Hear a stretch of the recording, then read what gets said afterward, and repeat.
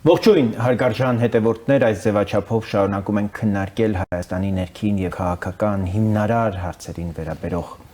օրակարգային խնդիրներ։ Այսօր այս ձևաչափով զրուցելու ենք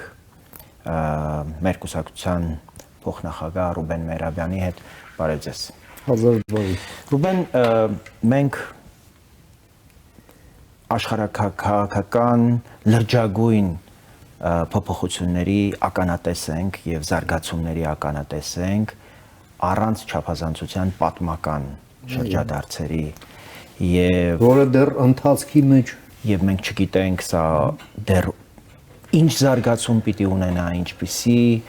հետևանքներ պիտի ունենա։ Բոլոր ուղղություններով մենք ունենք ըստ էության բեկումնային փոփոխություններ եւ ըստ էության այնինչ նախորդին տեղի ունեցավ Մերձավոր Արևելքում, Շարմ էլ-Շեյխում, օգոստոսի 8-2 էր հենց արաբական աշխարհի Մերձավոր Արևելքի համար եւ Իսրայելի ու Պաղեստինի համար։ Եվ իհարկե հույս ունեմ, որ Համասը ստանձնած պարտավորությունները քայլ առ քայլ կիրագործի եւ այն տեքստը, որ հրապարակվել է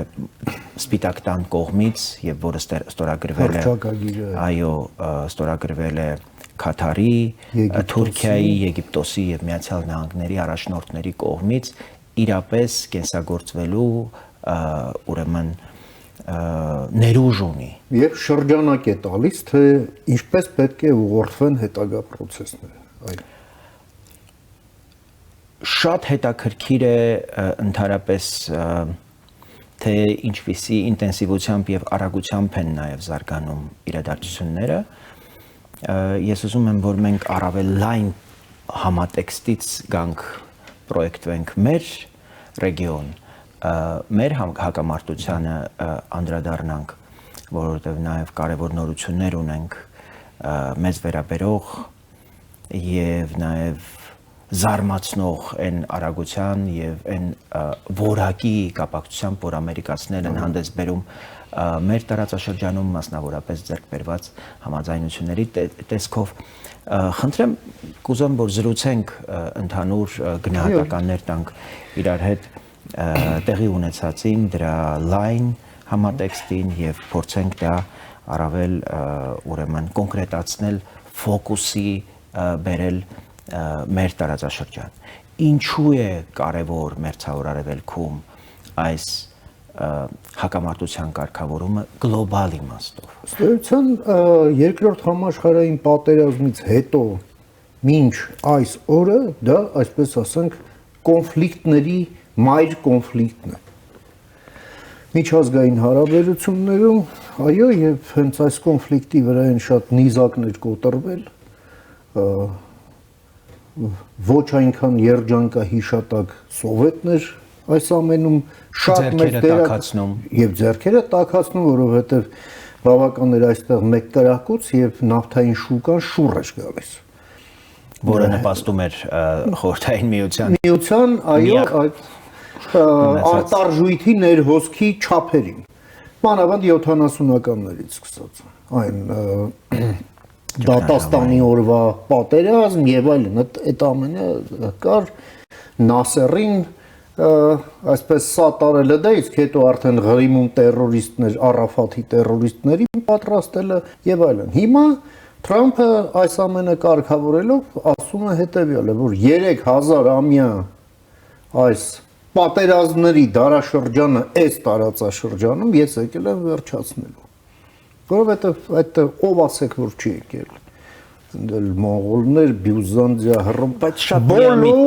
բոլոր տեսեք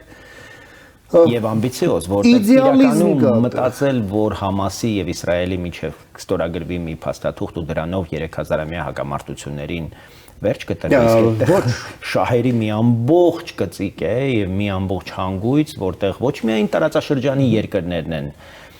շահեր հետապնդում, նաև արտատարածաշրջանային ահռելի շահեր կան, Մեծ Բրիտանիա, եվրոպական հրավիրյալների ցուցակները, ովքեր էին այնտեղ կանգնած թիկունքին։ Այո, բայց ինչն է այստեղ կարևոր, որովհետև կա արդեն ֆունդամենտալ փոփոխություն արաբական վերնախավերի մոտ։ Այո, բոլորը միտված են Իսրայելի հետ վերջացնել այս կոնֆլիկտային դարաշրջանը։ Ինչու՞։ Ի վերջո նաև այս պետությունները դադարել է կոնֆլիկտը, ստեղծվել են կոնֆլիկտի վրա։ Իհարկե։ Եւ շատերը այլևս ի վիճակի չեն նույնիսկ ապրել առանց այդ կոնֆլիկտների։ Եվ շատ դժվար է լինելու իդեպ առաջիկայում ուրեմն շատ պետությունների համար ոչ կոնֆլիկտային պայմաններում ապրել, ինչպես նաև մեզ համար է դժվար ընդհանրապես խաղաղության մասին խոսել։ Իսկ Ադրբեջանի համար դա լրջագույն մարտահրավեր է, որովհետև Ալիևի ռեժիմը ըստ էության գոյություն ունի կոնֆլիկտի վրա։ Ձևավորվել է կոնֆլիկտով եւ ձևավորվել է որպես կոնֆլիկտածին։ Եվ խաղաղությունը կարող է արժանալ իր իշխանությունը։ Այո, բայց գանք մերձավոր արևելք։ Գանք։ Հիմա այդ դեկլարացիան, որը դուք մեջ բերեցիք եւ ստորագրել է Թրամփը, Ալ-Սիսին, ուրեմն Կաթարի էմիրը եւ Էրդողանը, այնտեղ մի շատ կարևոր թեզ կա, որ այս շրջանը սրբազան է եւ քրիստոնեության, եւ հուդայականության, եւ իսլամի համար։ Եվ այստեղ պետք է լինի խաղաղություն, դա ոնց որ կարևոր մոտիվներից մեկն է։ Այս առումով այդ տեղեկատվությունը, որ նաեւ Հայաստանը եւ Վրաստանը ոնց որ Վիտկովներ մարտին առաջարկում, որ ներառվեն Աբրահամյան համաձայնությունների այդ շարքում, նոր իմաստ է սկսում ձեռք բերել։ Այսինքն սա մի տարածաշրջան է, որտեղ կրոնները, Աբրահամյան կրոնները պետք է հաշտություն կնքեն։ Դրա համար այլևս ստեղծվել են բոլոր նախադրյալները։ Իսրայելին ըստ էության դե ֆակտո չեն կարող չճանաչել, իսկ դե յուրե ճանաչում են մի շարք արաբական երկրներ, բացի դրանից էլ Իսրայելն արդեն իր առանցքային հարևանների հետ դեռ Քեմփ Դեվիդից սկսեց մեկ առ մեկ հաշտություններ կնքել, իսկ ում հետ էլ դեռ չի կնքել, շատ մոտ է դրան, եթե լուծվի Գազայի հարցը։ Աբրահամյան համաձայնությունները սկսեցին Թրամփի առաջին պաշտոնավարման շրջանում, մենք Ջարեդ Քուշների բեկումնային փոփոխություններ, երբ Սաուդյան Արաբիան հատկապես հանձնառություն ստանձնեց դրա առաջամարտիկը լինել։ Եվ հոկտեմբերի 7-ը իդեպ ուղղված էր, որ դա տեղի չունենա։ 5 պակաս վիճակում էր։ Համասը այդ ժամանակ պայթեցրեց իրավիճակը, իսկ մնացածն էլ չէին կարող ուղղակի Խոսքը 2023 թվականի հոկտեմբերի 7-ի մասին է, երբ ըստ էության նույնիսկ մենք աչքի առաջ տեսանք, թե օրերի ընթացքում ինչպես է փլուզվում միֆը իսրայելական, այսպես ասած, կուռ անվտանգային համակարգի, որը շատ արագ ի վիճակի եղավ իդեպ վերականգնվել եւ պատասխան հարված հասցնել, դա միայն հարված չէր, դա տևական նաեւ ցածման այսպես գործողությունների շարք էր տարբեր երկրների 76000 պաղեստինցիա զոհվել։ Այո։ Գալով հիմա տեսեք մենք Համասի իրավիճակ ունենք, մենք Հեզբոլայի իրավիճակ ունենք եւ Իրանի իրավիճակ ունենք։ Ես ուզում եմ որ մենք տեսնենք թե ինչ է հնարավոր առաջիկայում, որ տեղի ունենա, ինչ կարող է տեղի ունենալ Համասի հետ, Հեզբոլայի հետ, որտեղ Հեզբոլահը հրաժարվում է զինաթափվել, Համասը պիտի զինաթափվի ըստ այս պայմանավորվածությունների եւ ամենակարևորը Իրանը ինչ է շահում եւ արդյոք համաձայն է տեղի ունեցածի հետ։ Իրանը մենք գիտենք, որ հրավիրված է եղել Շարմ էլ-Շեյխ։ Այո։ Իրանը հասցրել է շատ դիվանագիտական արձագանքներ, ուրեմն տարածել եւ կուզեմ, որ մենք այսպես կամաց մոտենանք մեր տարածաշրջանին, հատկապես նկատի ունենալով, որ այս բոլորը նաեւ կարծես արագացրեց 12-օրյա պատերազմը Իրանա-իսրայելական։ Առանց այդ պատերազմի գուցե այս արագությամբ հնարավոր չլիներ Շարմ էլ-Շեյխում խաղաղության գագաթնաժողով հրավիրել։ Ուրեմն եւ Համասի զինաթափման եւ Հեզբոլահի հետ սպասվող գործողությունները, որոնք մինչեւ տարեվերջ պիտի ավարտվեն։ Իրանը ուղիղ փոխկապակցված է եւ այս զարգացումները ուղակի կապված են Իրանի հետ։ Ես կուզեմ, որ այս եռանկյունը քննարկենք իրար հետ եւ սրա հնարավոր ազդեցության ընդլայնված այսպես նշանակությունը մեր տարածաշրջանի վրա, որտեղ այնինչ Իրանի հետ տեղի ունենում չի կարող ուղիղ ազդեցություն չունենալ նաեւ Կովկասի վրա եւ կովկասյան զարգացումների վրա։ Նախ Իսրայելը Պուտինի միջոցով փոխանցել է Իրանին, որ ինքը մտադիր չէ երկրորդ պատերազմ ունենալ Իրանի հետ։ Եվ ուղղակի ակնկալում է համանման վերաբերմունք Իրանի կողմից։ Ըստ էության Իրանում այնպես չէ, որ ձգտում են երկրորդ պատերազմի Իսրայելի հետ։ Իհարկե այն գաղափարախոսությամբ, ավանդական այս իսլամական հեղափոխության համար այդ գաղափարախոսությամբ ներծծված ճառերում ինչ որ իներցիան մնացել է, բայց պաշտոնական Թեհրանը այո միտված չէ երկրորդ պատերազմի, որովհետև հասկանում ենք, որ նաև Թեհրանն է Իսրայելի դեմ հիմնական թշնամական այդ քաղաքականության վրա գոյությունը շարունակում պահպանել եւ այս ռեժիմի ընդհանրապես գոյությունը նաեւ այդ տրամաբանության վրա է, այդ փիլիսոփայության վրա է Իսրայելի եւ Միացյալ Նահանգների դեմ։ Փաստորեն հիշենք 79 թիվ, չէ՞, եղել էր այդ դատաստանի օրվա պատերազմը 73 թվականի, որը ըստ էության ոչ ոքի ավարտվեց, բայց կատաստրոֆիկ էր կորուստների առումով։ Ֆիլմ կա Գոլդա Մեիրի մասին եւ այո Գոլդա Մեիրը դուրս եկավ մեծ քաղաքականությունից, որովհետեւ հոկտեմբերի 7-ի նման, ընդ որում հոկտեմբերի 7-ին սկսվեց այդ դատաստանի օրվա պատերազմը։ Ոչ պատահականորեն կրկնելով 2023 թվականի հոկտեմբերի 7-ի իրադարձությունը։ 78-ին եղավ Քեմփ Դեվիդը։ Եվ իրանական հեղափոխությունը ըստ էության հեղափոխություն էր, որի գաղափարախոսությունն էր մերժել Քեմփ Դեվիդի փիլիսոփայությունը։ Ահա այդ ուրեմն հակասության մեջ էլ հենց այդ պարակտումը եղավ իսլամական աշխարհում, հա, արմատականացում մի կողմից, իսկ Իսրայելի հետ այսպես դիվանագիտական, քաղաքական դիվանագիտական ճանապարհով Իսրայելի ճանաչման միջոցով գնալ նաև նրան, որ Իսրայելն էլ ճանաչի Պաղեստինի իրավունքները եւ ըստ էության են 48 թվի համաշխարհային կոնսենսուսը, որ ձևավորվեց երկպետական լուծման վրա, դառնա իրականություն։ Երկու պետություն։ Այո, բայց այս արմատականացումը ըստ էության սենց հերթով գալիս էր վիժեցնելու արմատականություն եւ մաքսիմալիզմ։ Այո, այսինքն այս շատ կարեւոր է, մենք սրա մասին խոսելիս հավանաբար նաեւ կպրոյեկտենք հարցը։ Այո, մենք ոնց մեր մաքսիմալիստական։ Այո, երբ որ դու մտածում ես ոչ թե այն մասին, որ լինի քեզ լավ, այլ մտածում ես ոնց լինի, որ դիմացինին լինի վատ, իսկ բոլորին էլ ոնց ուզում եք դրա հետ ապրեք։ Ու դրա հետևանքով մեզ վատ կլինի թե ոչ, որևէ մեկը, այո, նույնիսկ հոգ չի անում։ Այո, պետք է տոկալ, պետք է դիմանալ, սա դարավոր եւ ընդհանրապես իմաստը տեսնել մշտական առնահոսության մեջ, մշտական պատերազմների մեջ։ Իդեպ այդ շատ նմանօրինակ հայտարարություններ կան նաեւ Հայաստանում։ Օրինակ հայեղափոխական դաշնակցության առաջնորդներից մեկը ասում է, օրինակ, եթե մենք չենք պատերազմելու, մեր գոյության իմաստը ո՞րն է։ Այո։ Այսինքն նաև փորձում են այդ մերձավոր արևելյան այդ մաքսիմալիստական եւ ծայրահեղական տրամադրությունները ուղիղ բերել մեր երկիր։ Եվ պատահական չի բերողն էլ իրանահայ դաշնակցական գործիչ է, այսինքն ուղիղ աֆիլիացված այն ռեժիմի հետ, այն մտածողության հետ եւ այն քաղաքական մտքի կրողների հետ, ովքեր այս պահին այսպիսի նաև իրականության առաջ են կանգնած եւ մենք տեսնում ենք, որ Արաքչին շատ հետաքրքիր հայտարարությամբ հանդես եկավ նախորդին, մենք տեսանք, որ մեր աչքի առաջ փաստորեն Թրամփը փորձեց Նեթանյահուին բերել Շարմ էլ-Շեյխ եւ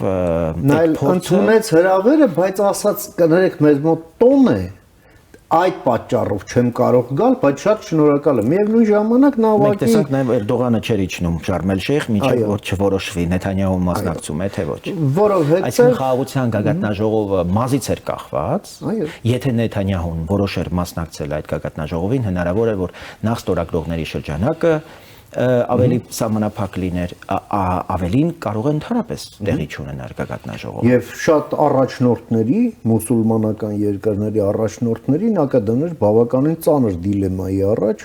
իր հետ ձեռքսեղմում լինելու է, իր հետ մի կադրում կանգնել լինելու է թե ոչ, դրանով իրենք խնդիրներ ունենային իրենց հասարակությունների հետ։ Դրա համար Նեթանյահուն խոհեմաբար ընդունեց հրավերը, շնորհակալություն հայտնեց, գնահատեց, ողջունեց Շարմ ալ-Շեյխի այդ ոգին, փաստաթղթերը, ամեն ինչը, բայց խոհեմաբար չմասնակցեց այսպես տոնի պատճառաբանություն։ Մեծ հաշվով կարող ենք ասել, որ սա Նեթանյահուի քաղաքական վախճանն է, որովհետև ոչ պատահականորեն Թրամփը երեք նաև Քնեսեթում էր եւ ըստ էության դիմում էր այլևս ոչ թե եւ խոսում էր ոչ թե Նեթանյահուի հետ, այլ Իսրայելի ժողովրդի հետ։ Դա միանշանակ։ Ու սա է հիմնարար հարցը։ Դիմեց նաև օպոզիցիայի առաջնորդին։ Այսինքն հնարավոր է, որ այս համաձայնությունները էապես անդրադառնան նաև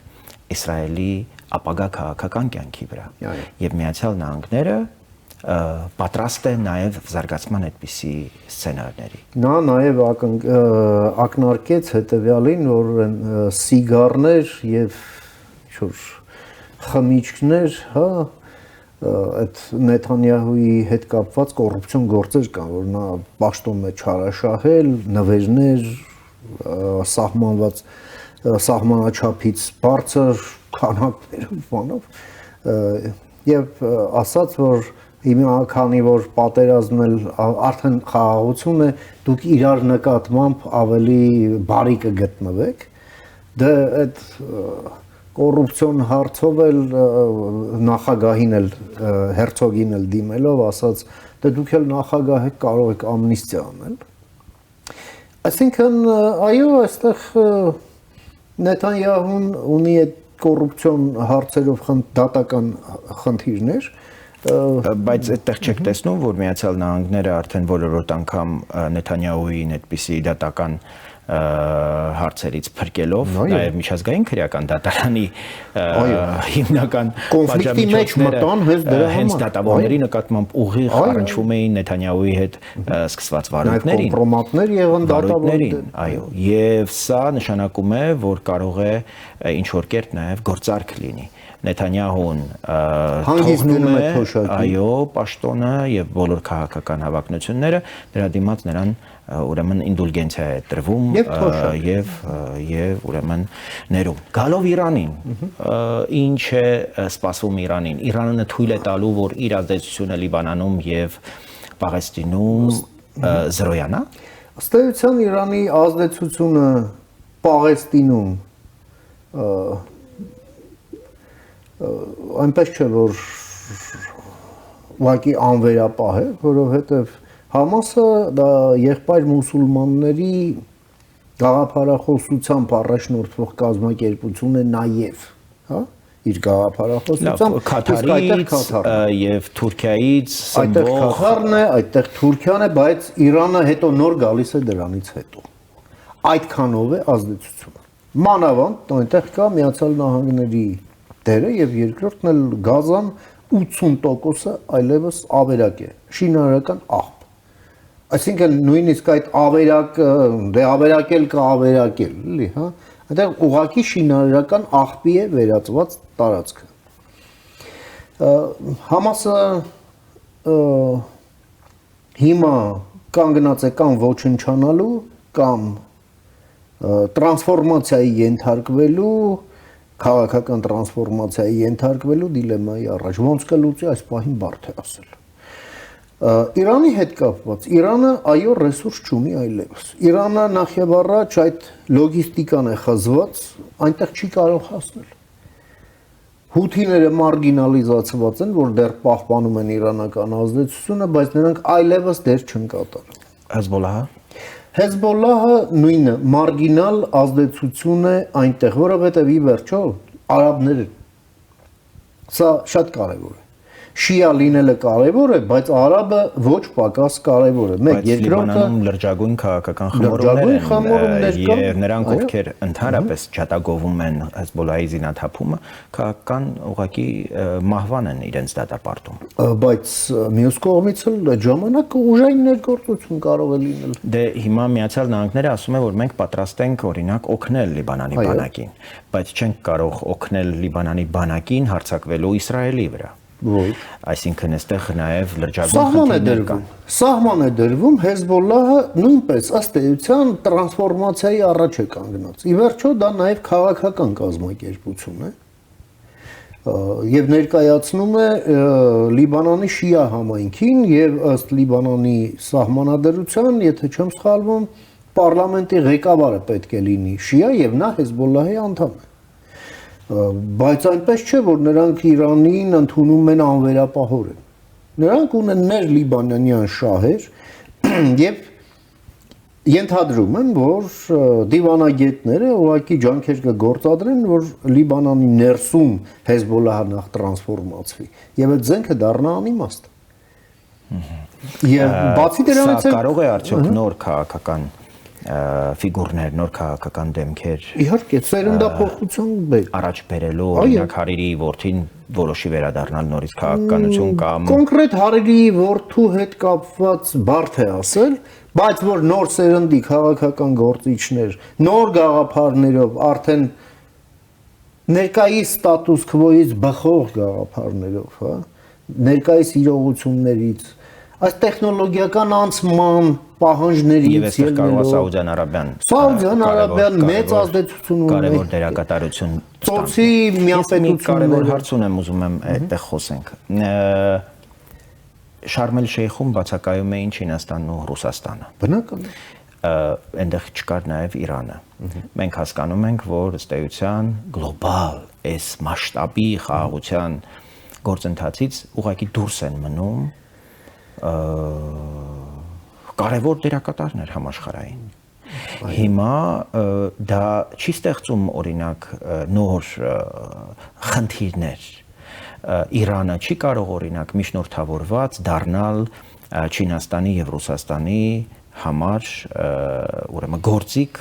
խափանելու։ Տեսականորեն այն որ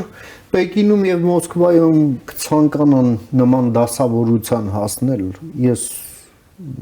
շատ դժվար կլինի որ բացառեմ։ Այո, նրանք դժգոհ են այս ամենից եւ դժգոհ կլինեն, բայց այնպես չէ որ Իրանում այսօրվա քաղաքական ռեժիմը նախ իր կենսունակության խնդիրն է լուծում եւ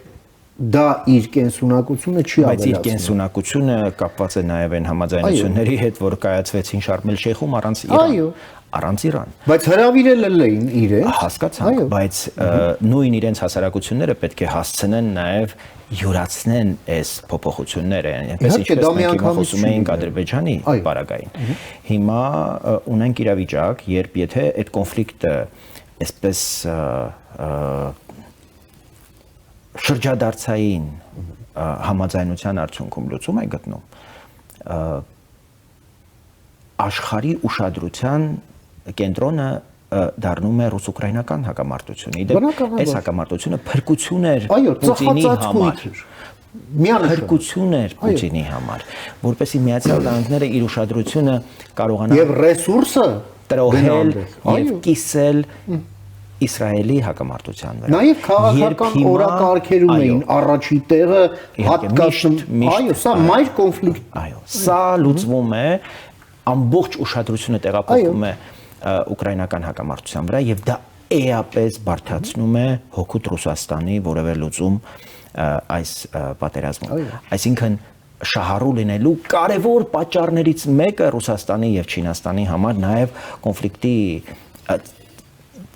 շարունակականությունը ինչ որ կերպ պահելն էր, որը ըստ էության հնարավոր չեղավ եւ դրա համար եմ նաեւ մտածում, որ Իրանին այսպես ոգևորելու, խրախուսելու այս համաձայնությունները դրդապատճառների մեջ այո խափանելու այսպես առաքելություն կարող է վերապահվել տրամաբանական լիովին այս երկրների կողմից Ռուսաստանի եւ Չինաստանի։ Ուրբաթ օրը Զելենսկին եւս մեկ անգամ այցելելու է Սպիտակ տուն։ Եվ կա մեծ ակնկալիքներ, որ այդ Tomahawk տիպի հրթիռների հարցը վերջնականանալու է։ Ըստ էության, որում տրամադրություններն էլ համաձայն ամերիկյան մամուլի այնպիսին են, որ այդ Tomahawk-ները տրվելու են որպես վերջնագիր դնելով Պուտինին դիլեմայի առաջ։ Ուրեմն կամ զինադադար, կամ հրթիռներ։ Գնա որոշ։ Նախորդին այդպիսի հայտարարություն եղավ, ես ուզում եմ նաև Զելենսկու նախորդին արած մեկ այլ հայտարարության մասին խոսել, որ ուղղակի ֆիքսվեց, որ Չինաստանն է ըստ էության այս պատերազմի հիմնական վառելիք մատակարարողը Ռուսաստանին եւ Ռուսաստանի եւ Չինաստանի բացակայությունը այս իմաստով ամբողջությամբ բացատրվում է եւ կարող ենք ասել, որ խաղաղությունը եւ Ռուսաստանը խաղաղությունը եւ Չինաստան, Ռուսաստան, Իրան այս տանդեմը երեք երկրներ անհամատեղելի է։ Եվ հիմա հասկանանք Հայաստանն ու Ադրբեջանն ինչ կապ ունեն այս ամեն ինչի հետ եւ ինչու են հրավիրվել այս գագաթնաժողովին։ Եվ առհասարակ տպավորություն ունեմ, որ սա օգոստոսի 8-ի գործընթացի շարունակությունն է ըստ էության։ Ավելի լայն համատեքստում դիտարկելու այն խաղաղության շուրջ պայմանավորվածությունները, որոնք կայացվել են մեր երկու երկրների հետ, բայց որոնց նպատակը շատ ավելի լայն քաղաքական համատեքստի մեջ տեղավորելն է Հայաստանին եւ Ադրբեջանին, որտեղ սոսկ Հայաստանի եւ Ադրբեջանի վրա դնել խաղաղության պահպանումը ուղղակի անհնար է։ Դա պիտի ամբողջ միջավայրային շատ ավելի լայն տարածաշրջանային ընդգրկում եւ ծավալ ունենա, որպեսզի այդ խաղաղությունը հնարավոր լինի ուրեմն տևական դարձնել, որտեղ հասկանում ենք, որ Հայաստանի եւ Ադրբեջանի միջև խաղաղության գործընթացը եւս շատ ավելի մեծ տարածաշրջանային իրողությունների հարց է եւ ավելի մեծ շահեր հետապնդող արտատարածաշրջանային երկրների հարց է եւ մեծ մաթեմատիկական հավասարումի լուծման արդյունք կարող է լինել Հայաստանը, փոքր Հայաստանն ու Ադրբեջանը հայտնվում են 20 երկրների առաջնորդների շարքում, որոնք պատմականորեն նաեւ ուղիղ եւ անուղղակի ներգրավված են եղել այս հակամարտությանը կամ մաս են այս տարածաշրջանի։ Ֆրանսիան հասկանալիորեն, պատմականորեն այդտեղ է։ Մեծ Բրիտանիան եւս Եվրամիությունը հասկանում ենք, որ ուղիղ տևական ժամանակ Իսրայելի հետ ունի համագործակցության ձևաչափ, մշտապես հետևել է նաեւ Պաղեստինի շուրջ զարգացումներին եւ իր քաշը աշխարհակահաղական թույլ է տալիս ուղիղ դրա մեջ լինել։ Այդտեղ չեմ հասկանում Հայաստանը եւ Ադրբեջանը ինչ են անում եւ մեր ժողովուրդը պիտի սա հասկանա եւ տրամագծորեն պետք է կապը տեսնենք ընդհանրապես մեր շուրջ եւ մեզ հետ տեղի ունեցող գործընթացների եւ դրանում Միացյալ Նահանգների հատկապես ներգրավման եւ մասնակցության։ Վերադառնանք այն դեկլարացիային, որին դուք հողում արեցիք, հա, Սպիտակ տան կողմից հրապարակված։ Ըստ էության Թրամփը ձևավորում է խաղաղության տիրույթ եւ Հայաստանին, Ադրբեջանին հրավիրելը, դա ըստ էության այդ խաղաղության տիրույթի հյուսիսային սահմանի ֆիքսումներ Թրամփի կողմից։ Ես գոնե այսպես եմ հասկանում։ Սա նաեւ ուղերձ էր Մոսկվային, որ այս երկրների հետ իմ շահերը տևական են, դու խաղից դուրս ես։ Ի վերջո Քեմփ Դեվիդի հաջողությունն ինչով էր պայմանավորված, երբ Եգիպտոսի նախագահ Անվար Սադաթը նախ եւ առաջ Նասերի ժամանակներից մնացած սովետական ամբողջ անձնակազմի Եգիպտոսից մոտ 70,000 տարբեր ոլորտներում ասեց հաջողություն։ Բոլորը լքեցին եւ նոր գնաց Քեմփ Դեվիդի։ Չնայած նրան սպանեցին, եղբայր մուսուլմանները սպանեցին, բայց այնուամենայնիվ խաղաղությունը մնաց նույնիսկ իր արյան գնով։ Եղբայր մուսուլմանները սպանեցին Հա, բայց կոնկրետ եղբայր մուսուլմաններն էին սպանում, ձեռքով ու հանձնարարությամբ եւ ովքեր էին դրա հիմնական շահառուները։ Սա հարցեր էին։ Եվ դժվար չի հասկանալ, բայց այնքան հիմնավոր էր դրված այդ Քեմփ Դեվիդի գաղափարը, որ Սադաթը մահացավ, եկավ Մուբարաքը եւ շարունակվեց խաղաղությունը։ Մուբարաքին էլ տեսակ հեղափոխություն տեղի ունեցավ, էլի եղբայր մուսուլմաններ կար ժամանակում եղան, հետո նրանց վռնդեց Ալ-Սիսին, բայց խաղաղությունը մնաց անբեկանելի, որովհետև բոլորը հասկանում են դրա արժեքը եւ գինը։ 100 միլիոնանոց Եգիպտոսում այդքան հասունություն կա, այդ ամենը զանազանելու, արժևորելու եւ շարունակելու այդ 78 թվականին դրված հիմքերով շարժվել։ Գալով մեզ, մենք ինչ ենք անում այնտեղ։ Մենք ինչ ենք անում այնտեղ, մենք այնտեղ այսպես եւ այդպես միանշանակ ասել, որ ռուսները այստեղից դուրս են գալիս, մենք չենք կարող, որովհետեւ ռուսները դուրս չեն գալիս, օրինակ Հայաստանում ռուսները ունեն շատ որոշակի ներկայացվածություն, ռազմական, քաղաքական, տնտեսական։ Ադրբեջանի հետ վերագործարկվում, վերբեռնվում են հարաբերությունները եւ Ադրբեջանն էլ հավանաբար հասկանում է, որ այդպես միանշանակ չի կարող Ռուսաստանին ցտեսություն ասել։ Իսկ Ռուսաստանի որևէ դերակատարում այս գործընթացներում պատկերացնում տեսնում եք, որտեղ Ադրբեջանում էլ նախորդային գիտեք ռազմավարական գործընկերության շուրջ գործընթացներ էին, պայմանավորվածություններ էին, Օվերչուկ եւ այլն, այսինքն ընդամենը օրեր հետո ԱՊՀ-ում այդ քաղցր զրույցների եւ իրար նկատմամբ կոմպլիմենտների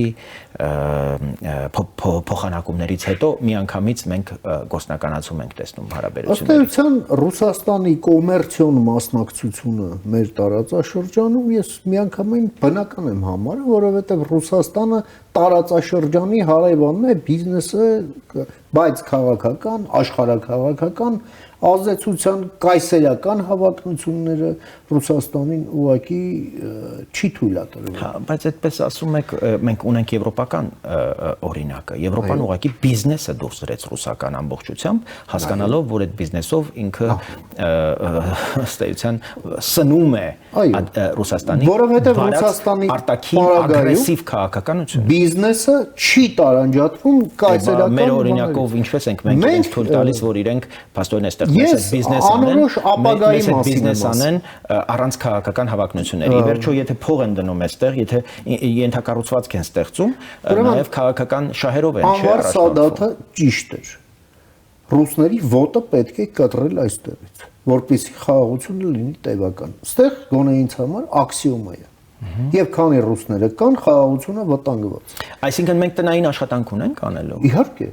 Ուղիղ եւ անմիջական տնային աղբահանության աշխատանք ունենք։ Այսինքն դուք կարծում եք, որ նաև սա ինչ որ իմաստով հստակ ուղերձ էր այս հրավերը Շարմ էլ-Շեյխ, Երևանին, Բաքվին, որ դուք այս տիրույթում եք, այնտեղ չկա անելու բան չունեք։ Այն ովքեր չեն եկել, իրենք էլ այստեղ անելու բան չունեն։ Եթե կարևոր է այդ խաղաղությունը եւ եթե դուք հանձնառություն եք վերցրել խաղաղ գոյատևման, ուրեմն դուք այնտեղ պիտի ձեզ տեսնեք, ոչ թե այլ ուղեցրում։ Ալիևի ժեստերից Թրամփի հետ ձեռքսեղման ժամանակ կարելի է այսպես բարձր հավանականությամբ ենթադրություն անել, որ ըստ էության Թրամփը հարցրեց ինչը ոնց են այսպիսի ժեստ արեց, ոնց որ ամեն ինչ լավ է։ Փաշինյանի հետ էլի տենց բավականին սիրալիր, դե իսկ այն շնորհակալությունը եւս մեկ անգամ, եւս հիշեցրեց մեկ անգամ, որ ինքը Հայաստանի վարչապետն է, Թրամփն էլ ոնց որ տեղը չէր բերում, ասել, yes, really։ Սենց է։ Հիմա Մեքենաթաթա խեղճ մարդը Դե հա, 80 տարեկան մարդուց շատ բան հասել էր եւ ոգևորված այս խաղաղության հաստատման փաստից կարող էր եւ այդպես Դե հա, որը օրը 1000-ից ավել մարդ է տեսնում, չարախնդում եւ կամարանքով են վերաբերում, ես ընդհանրապես այդպես չեմ կարծում։ Բայց հասկանանք տնային աշխատանքի էությունը եւ ամփոփենք։ Տնային աշխատանքի էությունը հետեւյալն է. աղբահանություն բառիս ամենալայն իմաստով։ Այսինքն, այո, ռուսներին պետք է դուրս բերել այստեղից, ռուսական ազդեցություն ջատագովող տարրերը պետք է դուրս դրվեն հայկական քաղաքականությունից։ Այս ընտրությունները 26 թվականի դրա մասին թե նաև օտար երկրյա փորձագետներն են ուղիղ տեքստով ասում, այդ թվում նաև մեզ շատ ծանոթ, այդ թվում նաև մեր եթերում հաճախ ես այդպես չեմ կարծում։ Որ 26 թվականը գտնում եմ, որ աղբահանության մենք ռեսուրս եւ ժամանակ չունենք։ Ես ավելի շատ կուզեի, որ մենք կենտրոնանանք մեր աշխատանքի վրա։ Օրինակ, ես գիտեմ, որ պետդեպարտամենտում պատկերացնում եք, այնտեղ գոյություն ուներ մի պահ Հայաստանի բաժին։ Բաժին փոքր, դեսք ավելի։ Հետո այդ բաժինն էլ վերացավ, դարձավ Հարավկովկասյան բաժին։ Հիմա ոչ միայն Հայաստանն է վերադարձել որպես առանձին մեծ գրասենյակ։ Հայաստանի վերաբերյալ ահռելի դեպարտամենտ է աշխատում պետքարտուղարությունում եւ երկու ուղղությամբ, մեկը MOU-ները, հռչակագրերը, ուրեմն որոնք վերաբերում են հուշագրերը այդ ոլորտային էներգակիրներին եւ թրիփին եւ ինֆրաստրուկտուրան եւ խաղաղության խաչմերուկին, ընդհանրապես ճանապարհների ապաշրջափակում եւ հակամարտության կարգավորում եւ առանձին մի բաժին գործում է թրիփի համար, որը ոչ մի կապ չունի այս մյուս բաժնի հետ, այստեղ իրենք լրիվ սեպարատ ուրեմն գործում են բավական հագեցած օրակարգով զարմանալի արագությամբ։ Իրենք խնդիր ունեն 6 ամսվա ընթացքում օգոստոսի 8-ից սկսած հիմնարկեքի արարողություն անել։ Սա առաջին անգամ եմ բարձրաձայնում, սա կարևոր նաև արձանագրում է, որ ուզում եմ անել։ Եվ կարծում եմ, եթե Հայաստանը առնվազն համաչափ եւ այսպես համարժեք քայլերով պատասխանի Միացյալ Նահանգների այս արագությանն ու որակին աշխատանքների, աղբահանությունը ինքնաբերաբար տեղի կունենա, որտեղ այս ծավալներով Միացյալ Նահանգների ներկայություն բերել մեր տարածաշրջան, այդ աղբը ուղղակի չի դիմանա, ինքը կսկսի, այո, նահանջել։ Էլի հիշենք Անվար Սադաթին։ Երբ որ Անվար Սադաթը ռուսներին դուրս դրեց Եգիպտոսից, ուղղակի ասեց հաջողություն կոնֆլիկտ եղավ Ռուսաստանի եւ Եգիպտոս, Սովետի եւ Եգիպտոսի։ Հիմա Սիրիայից որ իրենք դուրս եկան, ամենևին։ Հիմա, այո, իրենք պիտի համակեցության ինչ որ ձևեր գտնեն հասկանալիորեն, այսինքն մենք հասկանում ենք նաև, որ այն ծավալով եւ այն չափով ներկայություն կունենա, որը ի վիճակի կլինի երկիրը իր ունեցած նոր արտաքին քաղաքական ուղենիշների այս ծավալի եւ պայմանների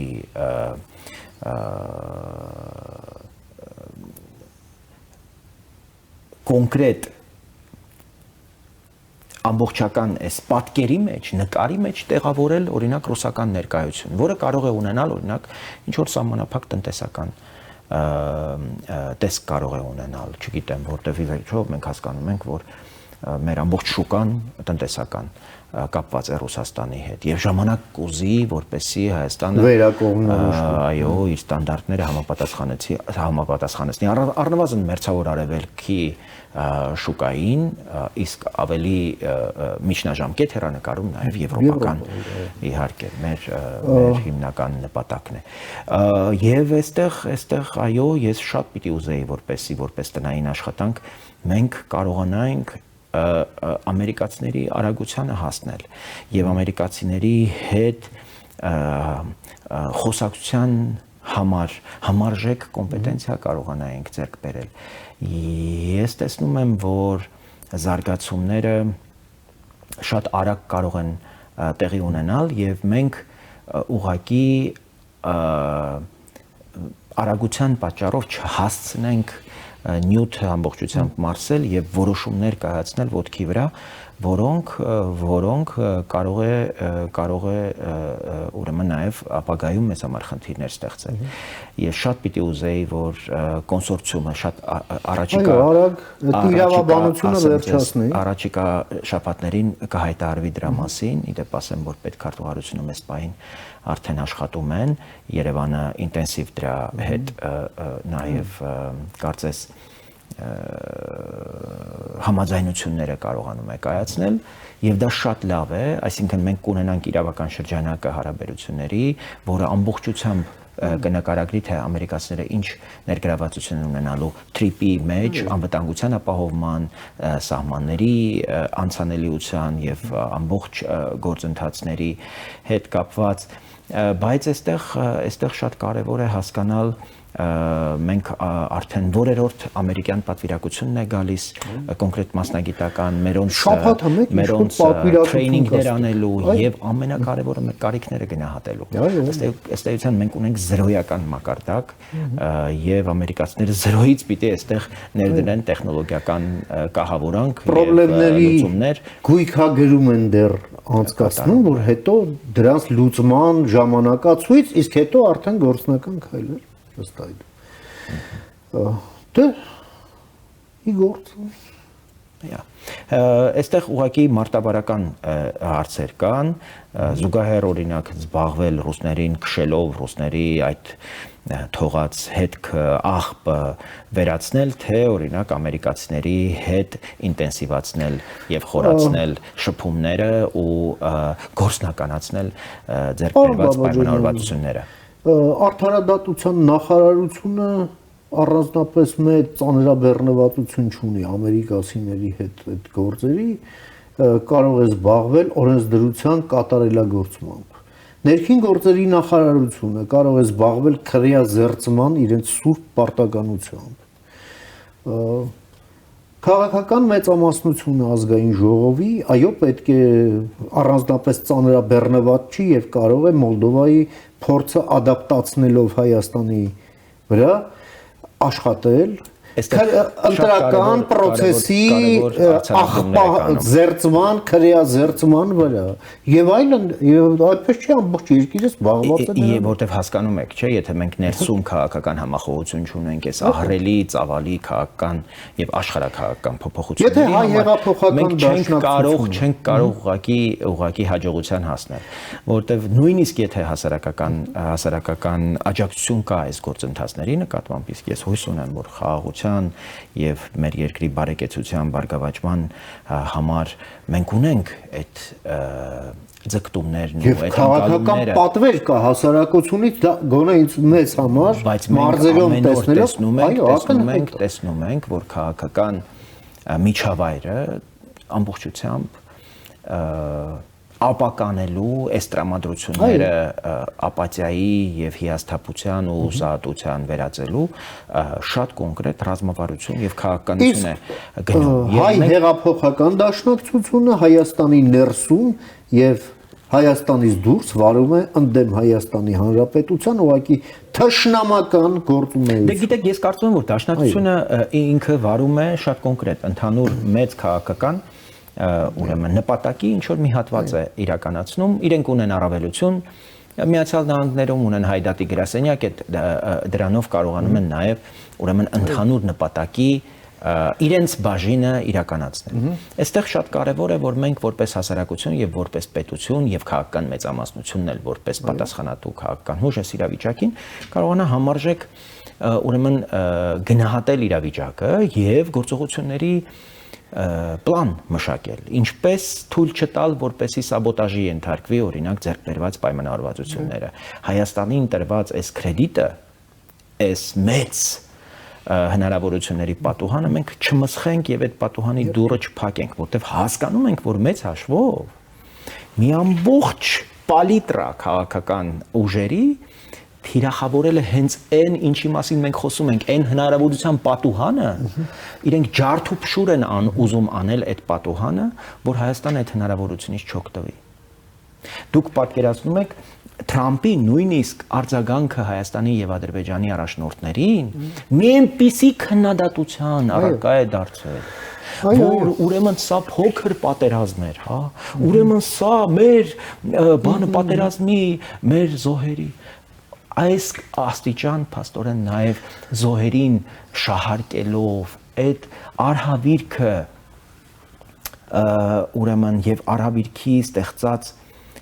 իրականությունը եւ այդ իրականությունը հաղթահարելու Հայաստանի ջանքերը այսօր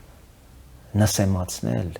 եւ այս հնարավորության պատուհանը փորձել ջարդուփշուր անել, որպեսզի Հայաստանը խաղաղության երես չտեսնի։ Այդ նշանակում է Հայաստանը ջարդուփշուր անել, ուրիշ բան չի նշանակում։ Եվ իրենք որևէ կերպ չեն էլ թաքցնում։ Այո։ Չեն էլ թաքցնում։ Եվ մեծ հաշվով ընտրությունը, որի մասին դուք քիչ առաջ հիշեցիք 2026 թվականի, Հայաստանի կամ իրան ջարդուփշուր են անում Հայաստանը, կամ մենք ենք ջարդուփշուր անել իրենց, ուրիշ մեզ այլ ընտրություն թողնված չէ։ Այս Շարմ el-Շեյխից միջև Հայաստան մեր դասը սրա մասին է, կամ մենք իրենց,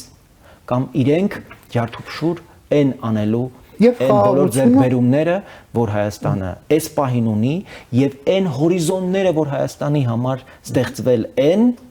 եւ որոնք հիմնական թիրախ են այս ուժերի եւ այս շրջանակների համար։ Մենք իհարկե առաջիկայում այլ ֆորմատներով եւս զրույցների հնարավորություն կունենանք, հատկապես մարզային այցերի ժամանակ մենք ահռելի նյութ ենք կուտակել, մենք հիմա սկսել ենք մարզերում շարքային մեր քաղաքացիների, համախոհների, մեր աջակիցների հետ հանդիպել եւ դառը իրականության ականատես ենք, մի իրականություն, որը մեզ էկրաններից ցույց չեն տալիս, երբ վարչապետն է այցելում այդ նույն մարզեր եւ այդ նույն բնակավայրեր։ Մենք տեսնում ենք տխուր, անհույս, ապաթիայի, հիասթափության, դեպրեսիայի մատնված հասարակություն, որոնք չգիտեն ինչ անեն խաղաղության հետ։ Եվ այս խոսակցությունը խաղաղությունը լավ է, ինչ ենք անում այդ խաղաղության պայմաններում խաղաղության հետ։ Ասֆալտ հասկացող, հա, դա շատ լավ է։ Ուրիշ ջրերը գնում է Կասպից ծով։ Չգիտեմ, Նախիջևան, դե հա, այնտեղով էլ Կասպից ծով, մեծ հաշվով, Կորոմո, հողերի կեսը չի մշակվում։ Մշակացնել չեն կարողանում մարդիկ չգիտեն օրինակ ինչ արտադրել, ինչպես արտադրել, պետությունը ուղղակի գոյություն չունի։ Պետությունը ինչ որ սուբսիդիաներ է տալիս, որոնք որ նպատակային չեն, որոնք անհրաժեշտ տնամերձի տրամաբանության մեջ աշկաչափով։ Այսինքն ոչ մի ռազմավարություն չկա, ոչ մի պլանավորում չկա, ոչ մի քաղաքականություն չկա, ամեն ինչ ոտքի վրա, ձեռքի հետ տրամաբանության։ Լոսկուտային, հատվածային։ Այսա մեծագույն խնդրեմ է, որ մենք միկրո մակարդակում, եթե այսպես ենք վարում մեր գործերը, ես շատ վախենում եմ մակրո մակարդակում վարվող գործերի ճակատագրի համար, որովհետև ի վերջո բոլոր քաղաքականությունները ներքին են, եւ եթե դու ներսում չես կարողանում համարժեք քաղաքական հասուն, խորքային, մեծ լուծումներ բերել քո հասարակության համար, չես կարող ուրեմն մեծ հնարավորություններին համարժեք կառավարման որակ, հա? Ասում են, չէ, good governance։ Էսա։ Կամ կունենանք խնդրեմ։ Կունենանք։ Շնորհակալություն։ Ես եմ շնորհակալ։ Հիշեցնեմ, որ այս ձևաչափով շարունակում էինք քննարկել կարևոր հարցեր, որոնք վերաբերում են մեր երկրի ներքին, արտաքին, քաղաքական օրակարգերին, այս ձևաչափը կպահպանենք նաև մյուս ձևաչափերը մեր հաղորդակցության առաջիկայում ձեզ չենք թողնի, որ ձանձրանաք։ Մնացեք բարով։